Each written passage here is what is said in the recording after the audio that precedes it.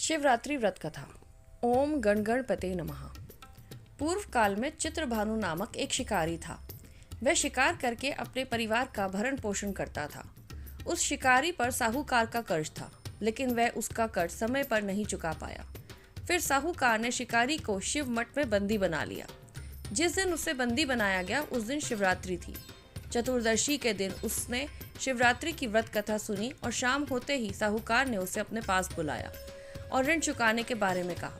उसके बाद वह फिर शिकार की खोज में निकला। बंदी गृह में रहने के कारण वह बहुत ही भूखा था। शिकार की तलाश में वह बहुत दूर निकल गया। अंधेरा होने पर उसे जंगल में ही रात बिताने का फैसला किया और एक पेड़ पर चढ़ गया। उस पेड़ के नीचे शिवलिंग था जो बेलपत्र के पत्तों से ढका हुआ था। शिकारी को उसके बारे में जानकारी नहीं थी। पेड़ पर चढ़ते समय उसने जो टहनियाँ तोड़ी वह शिवलिंग पर गिरती रही। इस तरह से भूखे प्यासे रहकर शिकारी का शिवरात्रि का व्रत हो गया और शिवलिंग पर बेलपत्र भी चढ़ गए। रात के समय एक हिरनी पानी पीने तालाब पर आई। शिकारी जैसे ही उसका शिकार करने जा रहा था, तभी हिरनी बोली, मैं गर्भवती हूँ, शीघ्र ही प्रसव करूँगी। तुम एक साथ 2 जीवों की हत्या करोगे। मैं बच्चे को जन्म देकर तुरंत तुम्हारे सामने आ जाऊंगी, तब मुझे मार लेना। शिकारी ने हिरनी को जाने दिया। इस दौरान अनजाने में कुछ बेलपत्र शिवलिंग पर गिर गए। इस तरह उसने अनजाने में प्रथम प्रहर की पूजा भी संपन्न कर ली।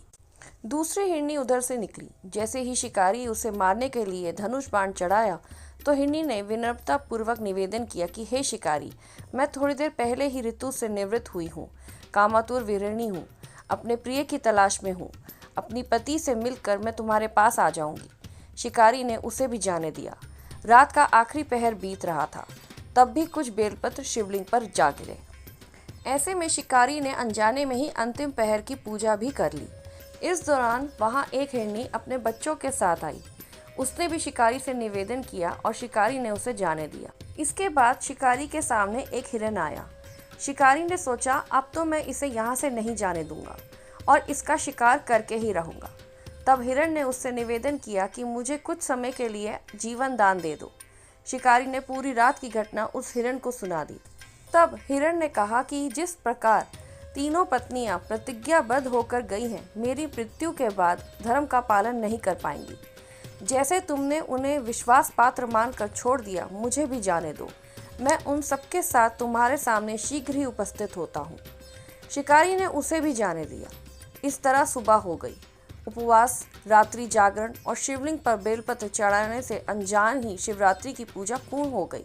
लेकिन अनजाने में हुई पूजा का परिणाम तो उसे तत्काल मिलना ही था। थोड़ी देर बाद हिरण और उसका परिवार शिकारी के सामने आ गया। उन सभी को देखकर शिकारी को बहुत गिलानी हुई और उसने पूरे परिवार को जीवन दान दे दिया। अनजाने में शिवरात्रि व्रत का पालन करने पर भी शिकारी को मोक्ष की प्राप्ति हुई। जब मृत्यु काल में यमदूत जीव को ले जाने आए तो शिव गणों ने उन्हें वापस भेज दिया और उसे शिवलोक ले गए। शिव जी की कृपा से चित्रभानु अपने पिछले जन्म को याद रख पाए।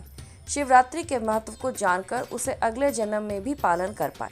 जिस प्रकार भगवान शिव ने उस शिकारी की रक्षा करी, इसी प्रकार भगवान शिव हम सबकी भी रक्षा करें। हर हर महादेव।